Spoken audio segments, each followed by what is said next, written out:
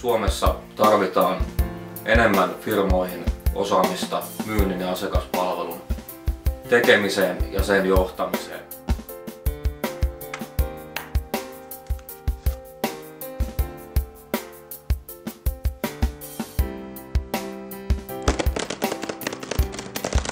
Se oma persoonan tuominen siihen kaupan ja bisneksen tekoon, hyvä rohkea asenne, niin siitä se lähtee. On oikein täysillä mukana siinä ikinä mitä tekee, niin menestys on aivan taattu.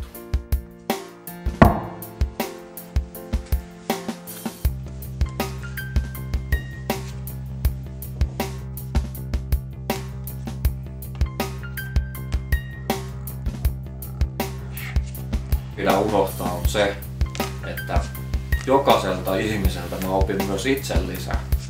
Eli kun tutustuu ihmisiin, coachaa ihmisiä, käy keskustelua ja muuta, niin siitä saa hyvää fiilistä ja tietoutta myös itselle, eli semmoista yhteispeliä kaikki tää tekeminen on.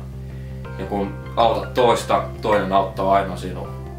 Eli tämmönen ajatusmaailma, niin sen kulttuurin luominen työyhteisöön, se kun saadaan sinne, niin ai kaikilla on kiva.